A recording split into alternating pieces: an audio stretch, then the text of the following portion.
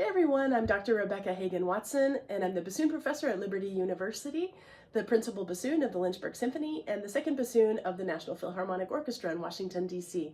I wanted to take a second and share a video with you about the VBODA District 6 High School Audition Etude Rotation 1 for Virginia. This is the year 2023.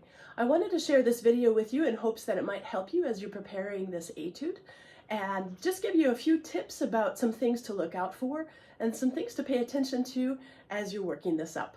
So just to talk a little bit about it, the first thing we want to notice is the tempo marking at the top of the page is indicated as allegro moderato, and a quarter note should equal 1/16. It's a good idea to practice this slowly as you are working through it, but try to aim for a consistent tempo with a metronome. So the second thing I want to point your attention to is in measure 7, and the ritardando that's there over about the middle of the measure, slowing down into the fermata in measure 8. Then we have a new tempo marking in measure 9 with a pickup to measure 9, marked as andante con espressivo, and a metronome marking of a quarter note equals 80. And so this is like a B section, a much slower, calmer mood, maybe a little bit more dolce, espressivo, indicates that we should have much more expression in this section. And then we notice another tempo change in measure 15, the ritardando at the end of that measure slowing down into the fermata of measure 60. And then back in measure 17, back to the original tempo, allegro moderato, quarter note equals 1/16. And then the final tempo indication is the last two measures. Measure 23 indicates a rallentando to the end, to the fermata in the last measure. So also some other things to notice are dynamic markings. So it starts out a nice mezzo forte, and so you should feel like you can really play out.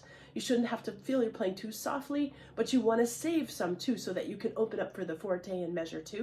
And then there's a quick diminuendo already in measure 3. So a lot of tempo changes in this first part with crescendos and decrescendos.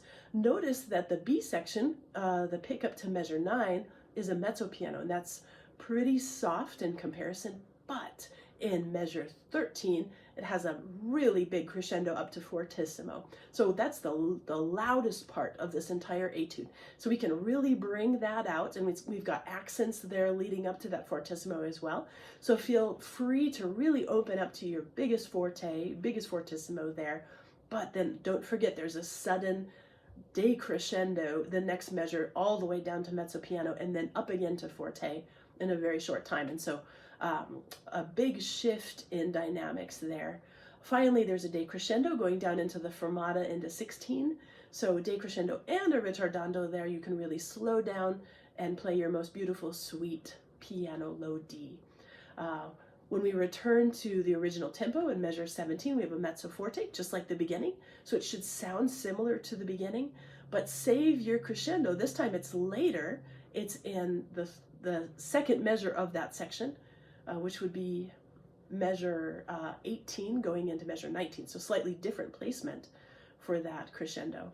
And then coming down into mezzo piano at the end of measure 20. Again, 21, another big crescendo to forte, and you stay forte to the end. And so the layout of the dynamics there.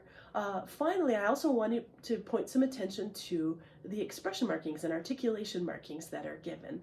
So first, we don't have any articulation markings until measure 5, where we have some accents followed by a marcato, meaning staccato and accented at the same time on the downbeat of 6. So that should be a real lead up to the downbeat of 6.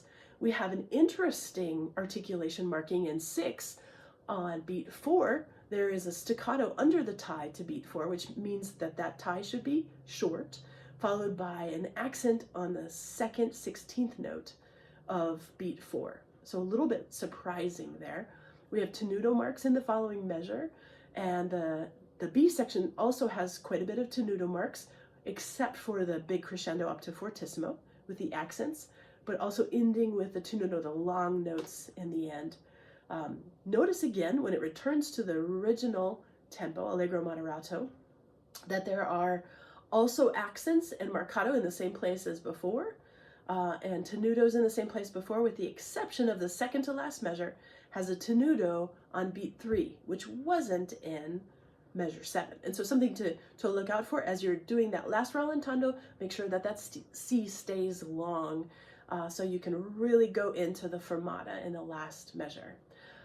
Some ideas for expression are vibrato, maybe some more espressivo vibrato in the B section, and this is measure 9, going into that, and some more powerful expression in the original allegro moderato and where it returns. As far as breath marks, I recommend breathing in measure 5 after the dotted quarter F on beat 1. Breathe after that note would be my recommendation. Measure 12 after your A, so before beat 4. And then breathe again after measure 20, after your G, before you play the downbeat of 21. The other breath marks are pretty self-explanatory, but those would be where I would recommend breathing in that phrase. Again, I mentioned this before, but I always recommend starting with slow practice, especially anything that's tricky, different passages, that you can take time to work that out before you try to bring up the tempo consistently to the markings that are indicated. So here's an example of what it might sound like. I'm just going to play this for you, and I hope this is a nice thing to listen to. I hope you enjoy. I hope this is helpful. So here we go.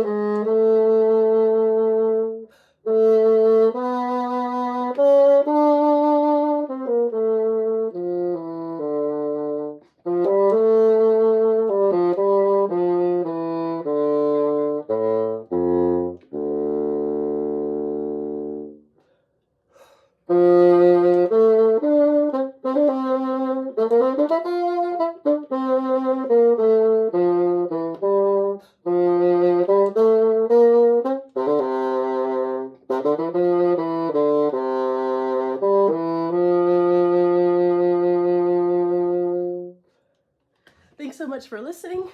Take care, everybody.